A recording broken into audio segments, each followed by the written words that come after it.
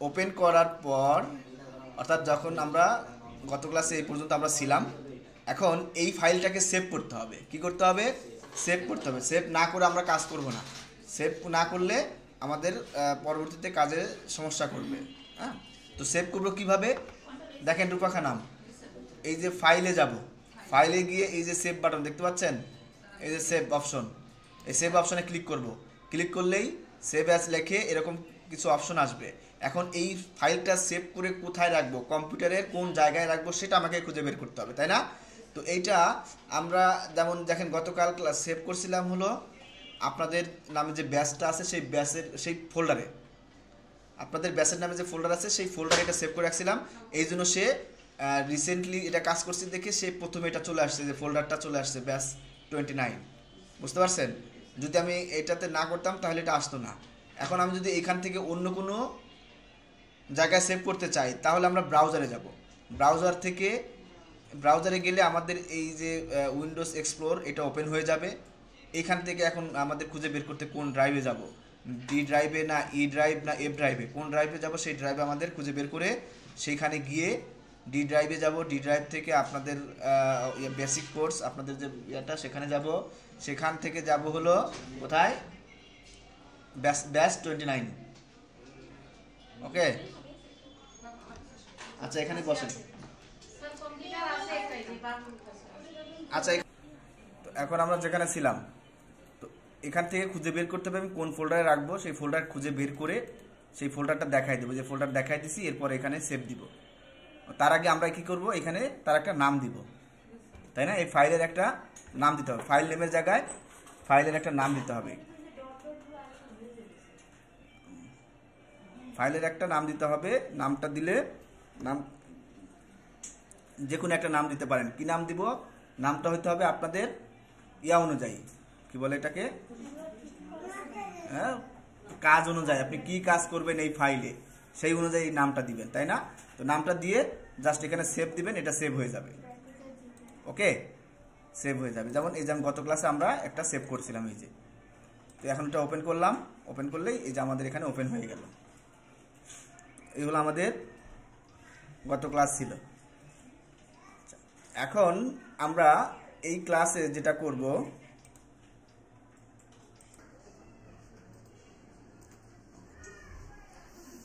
প্রথমে আমরা কিছু লিখি এখানে। হ্যাঁ, আমরা একটা শব্দ লিখব,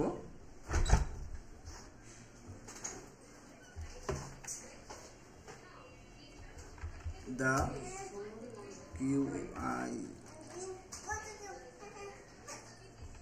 quick quick brown fox jumps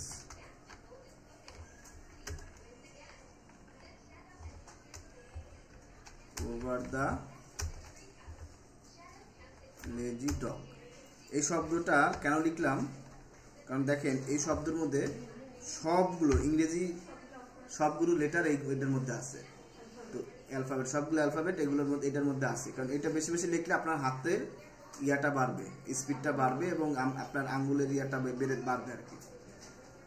এই বাবু, এই ওকে, এই লেখাটা লেখার পরে আমরা প্রথমে যে ক্লিপবোর্ড গ্রুপে যাব। ক্লিপবোর্ড গ্রুপে দেখেন এখানে কাট কপি, এই লেখাগুলো কি আছে, একদম ঝাপসা আছে না? এর মানে হলো এটা ইনঅ্যাক্টিভ হয়ে আছে, এটা এখন অ্যাক্টিভ হয় নাই। হ্যাঁ, এরপরে এই দুইটা আবার অ্যাক্টিভ হয়ে আছে। এইটাতে হয়তো কোনো জায়গায় আমি কপি করছিলাম তাই এটা অ্যাক্টিভ হয়ে আছে, বাট আমি এখন কপি যখন এইটা সিলেক্ট করব, তো তার আগে আমাকে এইটা কিভাবে সিলেক্ট করতে হয় সেটা দেখতে হবে, ঠিক আছে? তো সিলেক্ট করার জন্য আমরা কয়েকভাবে করতে পারি।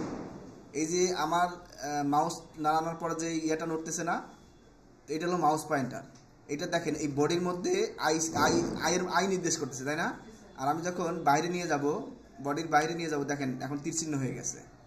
আর যখন বডির মধ্যে আসছি তখন এটা আই চিহ্ন হয়ে যাচ্ছে। আচ্ছা, এরকমই হবে। আর এই যে মাঝখানে এই যে এখানে একটা দাগ লাফালাফি করতেছে, এটাকে কি বলে বলেন তো? গত ক্লাসে দেখাইছিলাম, এই যে কার্সরটা লাফালাফি করতেছে এটাকে কি বলে? হ্যাঁ, বলেই দিছি কিন্তু আমি কিন্তু মাত্রই বলে দিলাম। দেখছেন আপনারা মনোযোগ কোথায়? হ্যাঁ, এটাকে বলে কারসার। বলেই তো দিলাম যে কারসার লাফালাফি করতেছে, তার এটার নাম কি? এটা হলো কারসার। এই কারসারটা লাফালাফি করতেছে। তো আমি এই মাউস পয়েন্টারটা নিয়ে যেখানে ক্লিক করব কারসারটা ওইখানে চলে যাবে। দেখছেন এই যে ওইখানে এই লেখার মধ্যে যেখানে যেখানে লেখা আছে সেখানে সেখানে ক্লিক করলেই কারসর যাবে। যেমন আমি যদি নিচে ক্লিক করি এখানে কিন্তু কারসর আসবে না। আমি নিচে ক্লিক করছি, দেখেন কারসর এই ওই সোজাসুজি ওই লেখায় গিয়েই ওখানে গিয়ে লাফালাফি করতেছে। বুঝতে পারছেন এই কারসরটা? তো এখন আমি সিলেক্ট করব কিভাবে? আমি প্রথম এই পাশ থেকে সিলেক্ট করব না এই পাশ থেকে সিলেক্ট করব? তো আমাকে এই যে এই শুরু থেকে যদি আমি সিলেক্ট করতে চাই তাহলে শুরুতে গিয়ে কারসর রেখে ক্লিক করে ধরে যদি এরকম টান দিই তাহলে দেখেন সিলেক্ট হয়ে গেল। ঠিক আছে, সিলেক্ট হয়ে গেল। আমি যদি যতটুকু টান দেবো ততটুকু সিলেক্ট হবে। এই যে এটুকু টান দিয়েছি এটুকু সিলেক্ট হয়েছে, আমি এটুকু টান দিয়েছি দেখেন এটুকু সিলেক্ট হয়েছে। এন কিন্তু ব্রাউনের এন সিলেক্ট হয় নাই, তাই না? কারণ আমি এনের ওদিকে টান ই করি নেই, ডাব্লুর পর থেকে এদিকে টান দিছি। তো আমি এদিক থেকে যদি এদিকে টান দিই সিলেক্ট হয়ে গেল। তো এইভাবে টেনে ধরে মাউসের লেফট বাটন টেনে মানে কি ক্লিক করে ধরে টান দিলে সিলেক্ট হয়ে যাচ্ছে, তাই না? বুঝতে পারছেন? সবাই পারতেছেন? আচ্ছা, এখন এটা আরও একটা ভাবে সিলেক্ট করা যায়।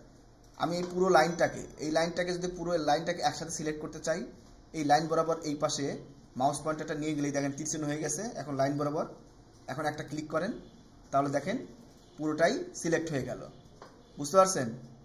আচ্ছা, আর একটা সিস্টেম আছে।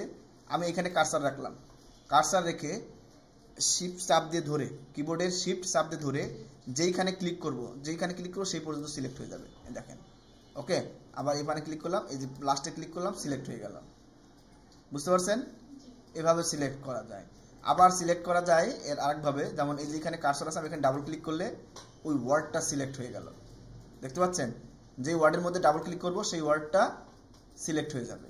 আর আমি যদি একসাথে 3টা ক্লিক করি দ্রুত, তাহলে পুরোটাই সিলেক্ট হয়ে যাবে।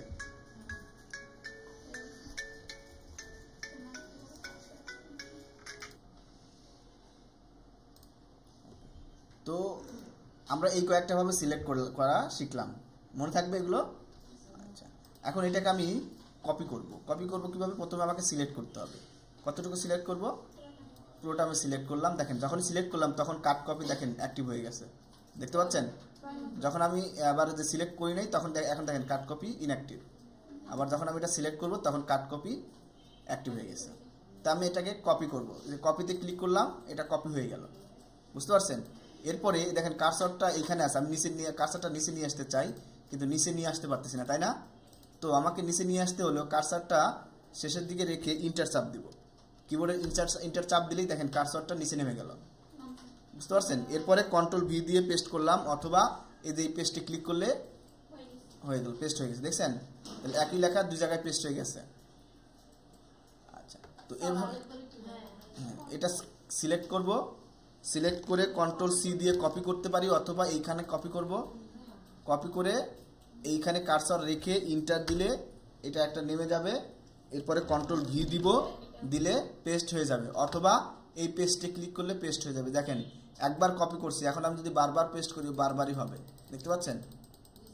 যতবার পেস্ট করব ততবার এখানে হয়ে যাবে। কন্ট্রোল ভি মানে পেস্ট।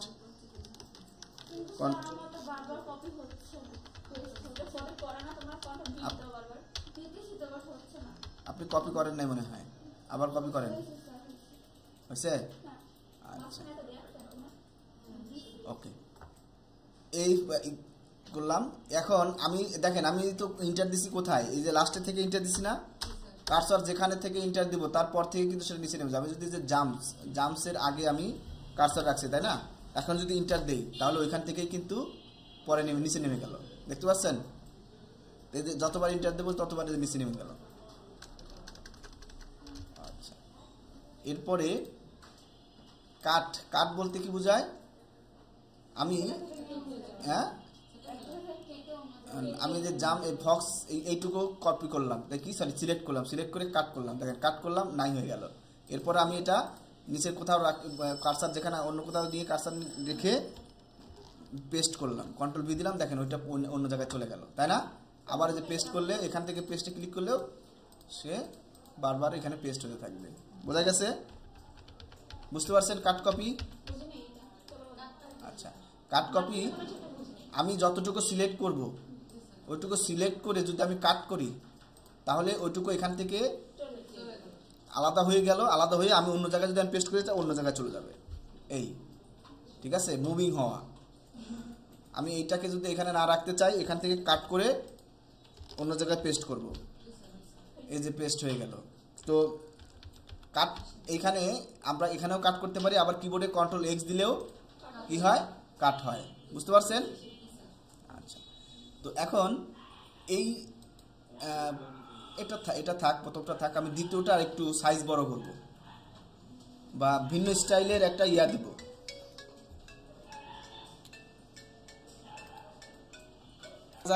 থিম আছে, যেই থিম দিয়ে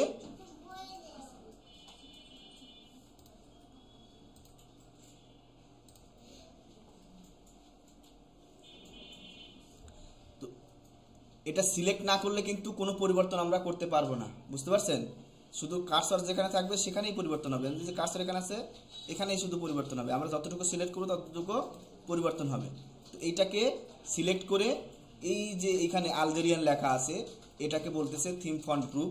এইখানে যাওয়ার পর এখানে অনেক রকমের, যে এখানে এক একটা ফন্ট, এগুলো হলো কি এক একটা কি শব্দ করতেছে কে এত? হ্যাঁ,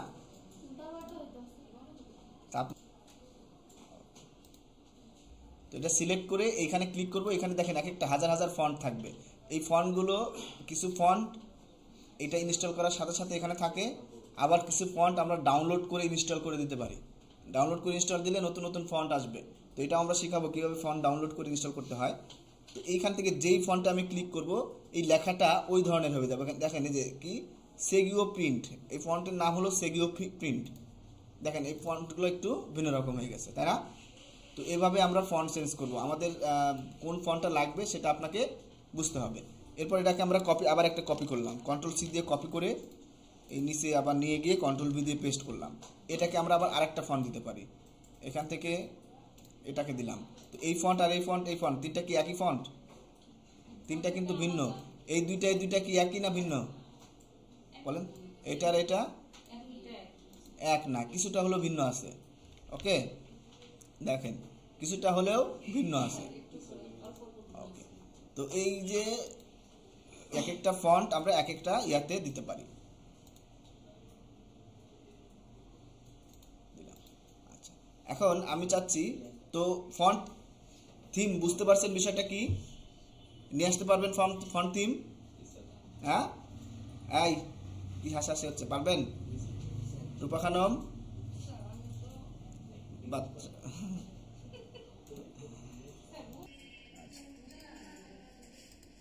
আমরা একটা একটা কাজ করে সামনের দিকে যাচ্ছি না সামনের দিকে। তো সামনের দিকে না গিয়ে ওই কাজটা আমি কেটে কোনো রকম কেটে কুটে না দিয়ে জাস্ট কন্ট্রোল জেড দিয়ে পিছনের দিকে চলে আসতেছি। এই হলো আন্ডো। বুঝতে পারছেন? কন্ট্রোল জেড মানে আন্ডো মানে পিছনে ফিরে আসা। এটাই হলো কন্ট্রোল জেড। আর কন্ট্রোল ওয়াই দিলে সামনের দিকে আবার চলে যাব। যেমন আমি লাস্টে কি করছিলাম, ওভার দ্য লেজি ডগ, এটা বোল্ড করছিলাম না? আমি এখন যদি কন্ট্রোল ওয়াই দেই তাহলে দেখেন এটা হলো ছিল কাজ, তারপরে কাজ ছিল ওভার দ্য লেজি ডগ, এইটাকে বোল্ড করা, তাই না? এখানে ছিল। তো এই যে আমি আবার সামনের দিকে আগাচ্ছি, এইভাবে হলো। এটা হলো কন্ট্রোল জেড এবং কন্ট্রোল ওয়াই এর কাজ, যেটাকে বলে আন্ডো এবং রিডো। বোঝা গেছে? আচ্ছা, এরপরে আমি চাচ্ছি যে এইটাতে একটা আন্ডারলাইন দেব। আন্ডারলাইন বোঝেন? আমরা পরীক্ষার খাতায় লেখার পরে কোনো একটা কোটেশন লেখার পরে নিচে একটা দাগ দেই না? এটাই হলো আন্ডারলাইন। এই আন্ডারলাইনটা কি দেবো, যতটুকু সিলেক্ট করছি চাপ দেওয়ার পরে ইউ চাপ দিলে দেখেন যে নিচে একটা আন্ডারলাইন চলে আসছে। বুঝতে পারছেন? আচ্ছা, সিলেক্ট করতে হবে আমাকে আবার কতটুকুতে আমি আন্ডারলাইন দিব, মানে কতটুকু লেখায় আমি ফন্টে আন্ডারলাইন দেবো সেটা আমাকে সিলেক্ট করতে হবে। আমি কুইক ব্রাউন এই পর্যন্ত আন্ডারলাইন দেবো। এটাকে সিলেক্ট করে এই আন্ডারলাইনে ক্লিক করব, ইউতে ক্লিক করবো, যেটা আমরা কন্ট্রোল ইউ দিলেও হবে। এই যে এখন যদি কন্ট্রোল ইউ দেই দেখেন আন্ডারলাইন ছেড়ে গেল, আবার কন্ট্রোল ইউ দিলাম আন্ডারলাইন বসে গেল এখানে। বোঝা গেছে? এভাবে আমরা আন্ডারলাইন দিব। এখন আন্ডারলাইন এখানে আছে কি একটা লাইন, আমরা চাচ্ছি যে 2টা বা 3টা লাইন দিতে পারি আমরা। হ্যাঁ, তো আন্ডারলাইনের পাশে দেখেন একটা কালারফুল কলম না, আরে ভাই এটা হলো আন্ডারলাইন ড্রপ ডাউন মেনু। এই যে এখানে একটা তীর চিহ্ন দেখাচ্ছে নিচের দিকে, এইটাতে ক্লিক করব। এইটাতে ক্লিক করলে এই যে এইখানে অনেকগুলো এগুলো সব এক একটা আন্ডারলাইন সিস্টেম, মানে আন্ডারলাইনের কি হবে যে ডাবল দিলাম, দেখেন এখন ডাবল লাইন হয়ে গেল। আবার এখানে ক্লিক করে আমি যেটা দিলে এটা ঢেউ ঢেউ হয়ে গেল। আমরা তো অনেক সময় ঢেউ ঢেউ দেই না, লেখা করেছে ঢেউ সুন্দর করে কত সাজায় গুজায় লিখি না, সেটাই আর কি। আন্ডারলাইনের এখানে আছে কি ব্ল্যাক, আমরা আন্ডারলাইনের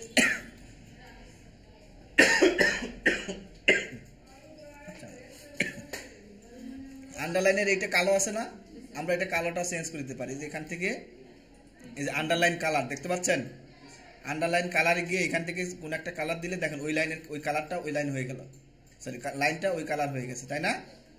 তো এইভাবে আন্ডারলাইন আমরা চেঞ্জ করতে পারি। বুঝতে পারছি? সবাই বুঝতে পারছি? শিওর? কে বুঝেনি হাত তোলেন। কালারটা তো কালারটা বুঝতে পার মানে এই যে যতটুকু আন্ডারলাইন দিচ্ছি ততটুকু আমি সিলেক্ট করে এই আন্ডারলাইন ইউ এর পাশে যে ড্রপ ডাউন মেনু আছে এখানে ক্লিক করলে এখানে বের হয়ে যাবে, নিচের দিকে দেখেন যে আন্ডারলাইন কালার দেখতে পাচ্ছেন। আন্ডারলাইন কালারে গিয়ে যে কোনো একটা কালার ক্লিক করেন ওই কালার হয়ে যাবে, আন্ডারলাইনটা ওই কালার হয়ে যাবে। আচ্ছা, এখন আমি চাচ্ছি এই লেখাটা একটু কি হবে, একটু বাঁকা হবে। এটা লেখাটা সোজা আছে না, একটু বাঁকা করতে চাই, এটাকে বলে ইটালিক মুড। কি বলে? Italic mode. এই যে মাঝখানে যে আইটা আছে, আইটাতে ক্লিক করলে দেখেন এখানে লেখা আছে ইটালিক, দেখতে পাচ্ছেন? ইটালাইজ ইওর টেক্সট, আপনার টেক্সটটাকে একটু বাঁকা করে দেবে। বাঁকা করছে, দেখেন এদিকে তাকান, এই লেখাটা কি বাঁকা হয়েছে? তো এই হলো ইটালিক সাইজ। এইগুলোকে যে আমরা করতেছি, এই যে আমরা এক একটা কাজ করতেছি না, এদিকে তাকান, আমার কথা শোনেন। ফন্টটাকে থিম চেঞ্জ করলাম, ওকে, ফন্টের সাইজ বড় করলাম, বোল্ড করলাম, একটু মোটা করলাম, একটু বাঁকা করলাম, একটু আন্ডারলাইন দিলাম। এই কাজগুলোকে বলে কি? Font formatting. কি বলে? Font formatting. ফরম্যাটিং বলতে এখানে এটাকে বিভিন্নভাবে সাজানো আর কি, গোছানো বা এরকম একটা কিছু হবে, ওকে। এটাকে এই যে কাজগুলো করাটাই হলো ফরম্যাটিং বলে। বুঝতে পারছেন? মনে রাখেন। আচ্ছা, এখন আমি চাচ্ছি এই লেখাটা সবগুলো আছে হলো কি সেন্টেন্স। একটা সেন্টেন্স লেখার নিয়ম কি? ইংলিশে সেন্টেন্স আমরা কিভাবে লিখি বলেন? শুদ্ধ সেন্টেন্স বলতে কি মানে লেখার সময় কিভাবে লিখি বা লিখি কিভাবে সেন্টেন্স? প্রথমটা বড় হাতের, তারপরে সব ছোট হাতের। এটা হলো একটা প্রপার সেন্টেন্স লেখার নিয়ম, তাই না? আচ্ছা, তো এখন আমি এখানে সেই নিয়মেই আছে। এখন আমি চাচ্ছি এই লেখাটা সবগুলো লেখাটা বড় হাতের হবে, একটা সব বড় অ্যালফাবেটের হবে, ঠিক আছে, ক্যাপিটাল লেটারের হবে।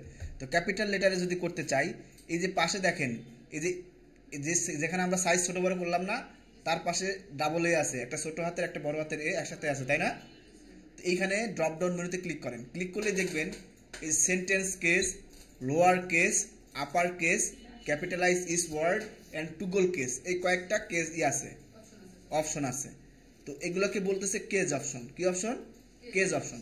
সেন্টেন্স কেস বলতে প্রপার সেন্টেন্সটা যেভাবে আমরা লিখি সেটা হলো সেন্টেন্স কেস।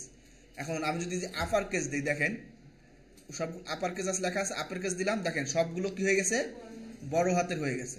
আবার যদি সবগুলো ছোট হাতের করতে চাই তাহলে সিলেক্ট করে লোয়ারে দিলাম, লোয়ার মানে কি নিচে না, বা ছোট, এখানে ছোট, দেখেন সবগুলো এখানে ছোট হয়ে গেছে। বুঝতে পারছেন? এরপরে আবার যদি আমি ক্যাপিটালাইজ ইস ওয়ার্ড, দেখেন ক্যাপিটালাইজের সি বড় হাতের, ইসের সি ই বড় হাতের, ডাব্লু ওয়ার্ডের ডাব্লু বড় হাত না, তার মানে প্রত্যেকটা ওয়ার্ডের ফার্স্ট লেটারটা বড় হাতের হবে, ওকে।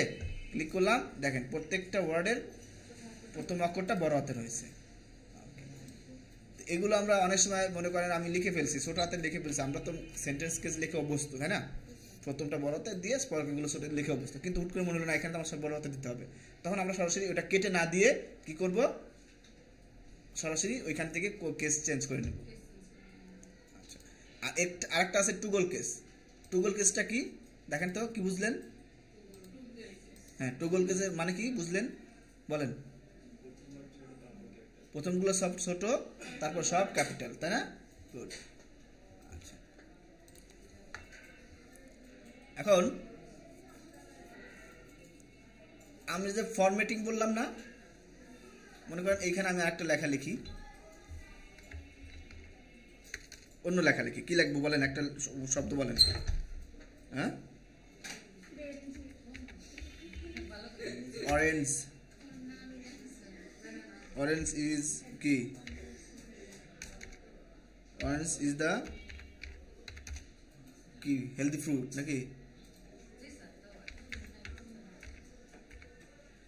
আচ্ছা, যদি স্পেলিং টেলিং ভুল থাকে মাফ করে দিয়ে, না জাস্ট আমি লেখা লিখছি এটা। ওকে, স্পেলিং ভুল হলেও সমস্যা নাই, যে আমাদের এখানে আমরা ওরা হেলদি বানানটা তো হেলদি এইচ ওয়াই। ওকে, দেখেন এইটা আর এই যে এই লেখাটা দুটো আলাদা না? হ্যাঁ, এখন আমি চাচ্ছি এইখানে যে লেখাটা আছে, এইখানে যে সিস্টেমটা আছে, এই লেখার সিস্টেমটাও এটা হবে। ওকে, এই লেখার সিস্টেমটাও সেম হবে, বাট ওয়ার্ডগুলো ঠিকই থাকবে, এখানে কোনো ওয়ার্ড চেঞ্জ হবে না। এখানে যেমন দ্য কুইক ব্রাউন লেখা আছে, এখানে অরেঞ্জ এই লেখাটাই থাকবে, বাট এই যে কুইক ব্রাউন লেখাটা এখানে পেঁচানো গোছানো, আর এটা হলো সোজা, তাই না? তা আমি সোজাকে একটু বাঁকা করে দিব। কেমনে করে দিব? তো এইটার জন্য আমরা কি করব, এখানে একটা কার্সার রাখবো, যে যেখানে যেই স্টাইলটা আমরা নিব সেই স্টাইলে কার্সারটা রেখে দেব। রেখে এইটার একটা ফরম্যাট পেইন্টার অপশন আছে, দেখেন এই যে ক্লিপবোর্ডের এখানে কি আছে, ফরম্যাট পেইন্টার অপশনটা। তো ফরম্যাট, আমরা তো বললাম ফরম্যাট কি, এই যে কাজগুলো করছি এতক্ষণ, এগুলো হলো ফরম্যাটিং, ওটাই হলো ফরম্যাটিং, ফরম্যাট, বুঝতে পারছেন? আচ্ছা, এখন এইটাকে একটা পেইন্টার মানে কি? হ্যাঁ, কালার করা বা রং করার মতো না? আচ্ছা, এখন এই যে আমরা কোনো একটা জিনিস দেখে তারপরে কালার করি না, সেম কালার করি না, যে আমি এই সিস্টেমটার কালার এখানে করব, তাই না? এই লেখাটার সিস্টেমটা এইখানে এইরকম করে আমি লিখব, এখানে পেছানো গোছানো। আমরা যারা আগে যারা কি, এখন আপনারা যারা দেওয়াল লিখছেন, এই যে জুলাই আন্দোলনে যারা আপনারা বিভিন্ন দেয়ালে দেয়ালে আঁকছেন না, প্রথমে আপনারা বিভিন্ন থিম চিন্তা করছেন না, যে এই থিমটা আমরা এভাবে লিখবো, থিমটা দেখছেন, চিন্তা করছেন ওই থিমে কি লেখা আছে, আপনারা কিন্তু সেটা দেখেন না, আপনারা শুধু থিমটা দেখছেন এইটা। এখন ওই থিম অনুযায়ী আপনারা অন্য কোনো লেখা লিখছেন, তাই না? ঠিক এইখানে আমরা তাই করবো, এখানে যেই থিমটা আছে সেই থিমটা আমরা এখানে দেবো, বাট লেখা চেঞ্জ হবে না। এই জন্য কার্সার এখানে রেখে এই ফরম্যাট পেইন্টারে ক্লিক করব। ক্লিক করলে দেখেন আমার কার্সার, এই যে মাউস পয়েন্টারটার এখানে সামনে একটা ব্রাশ চলে আসছে, তাই না? মাউস পয়েন্টারের সামনে ব্রাশ আসছে না একটা, এখন আমি এখানে এর উপর রং করে দিলাম। এটা কিভাবে করব, কতটুকু করব, এখানে ক্লিক করে ধরে সিলেক্ট করে ছেড়ে দেব। এই যে দেখেন চেঞ্জ হয়েছে, তাই না? চেঞ্জ হয়েছে না? লেখা কি চেঞ্জ হয়েছে? ওয়ার্ড চেঞ্জ হয়েছে? ওয়ার্ড, কোনো ওয়ার্ডের মিনিং চেঞ্জ হয়েছে? এখানে চেঞ্জ হয় নাই। এখানে orange is the healthy food, হ্যাঁ, হেলদি ফুড লেখা হচ্ছে, আবার এখানে কুইক ব্রাউন সেম লেখা ভিন্ন, বাট কি আছে, মানে থিমগুলো চেঞ্জ হয়েছে। এটাকে বলে হলো ফরম্যাটিং পেইন্টার, বুঝতে পারছেন? ওকে, আচ্ছা,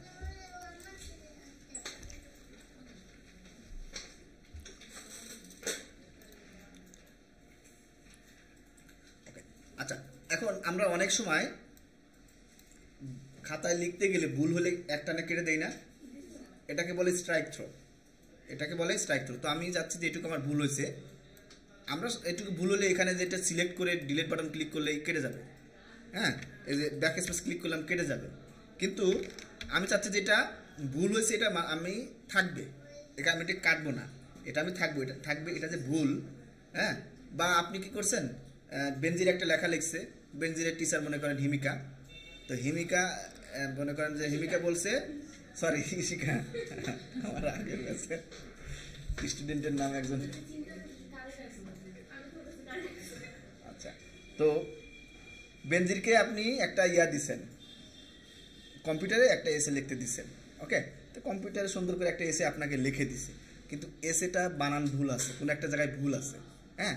এখন আপনি যদি এটা কেটে দেন তাহলে তার বেনজির বুঝবে না যে আমি বেনজির ভুলটা কোথায়, বা বেনজির যদি বলতে পারে স্যার আমি তো ম্যাডাম তো এটা লেখিই নেই, আপনি শুধু শুধু ভুল বলতেছেন, তাই না? তো তখন আমরা কি করব, এটার উপর একটা দাগ দিয়ে দিব, দাগ দিয়ে দিব। তো দাগটা কিভাবে দিব, এটা সিলেক্ট করে এই যে এ বি লেখা আছে না, এ বির উপর ক্লিক করব, ক্লিক করলেই দেখেন এই যে একটা দাগ বসে গেল, বসছে, উপর দিয়ে একটা দাগ বসে গেছে না? তো এতে আমরা বুঝাই, এতে এটা আবার তখন তাহলে বেনজিন দেখে বুঝতে পারবে যে এইটাতে হয়তো কোনো জায়গায় ভুল আছে। এই দেখেন যেখানে যেখানে সিলেক্ট করে এবি ক্লিক করব, এটা দাগ হয়ে যাবে। এখন দেখেন এটার নাম কি, এই যে এবিতে জাস্ট মাউস পয়েন্টারটা নিয়ে যান, নিয়ে গেলে লেখা আসবে স্ট্রাইক থ্রো, নিচে সুন্দর করে লেখা আছে cross something out by drawing a line through it. Okay, এগুলো এখানে প্রত্যেকটা কমান্ডসের একটা একটা করে নাম আছে। আমার কথা বুঝতে পারছেন?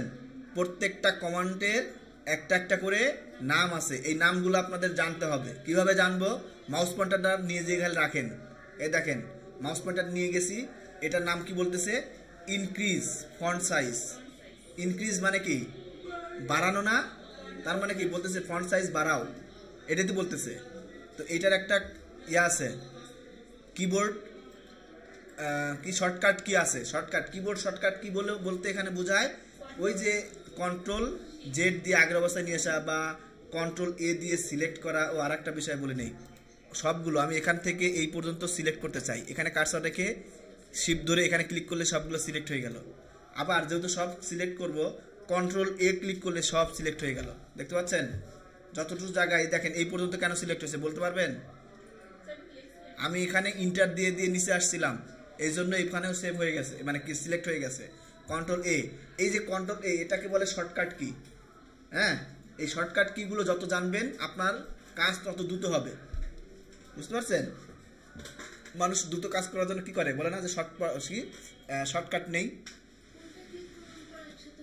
কন্ট্রোল এ, কন্ট্রোল চেপে ধরে এ ক্লিক করব, কন্ট্রোল চেপে ধরে এ ক্লিক করব, তাহলে ওভারঅল সিলেক্ট হয়ে যাবে।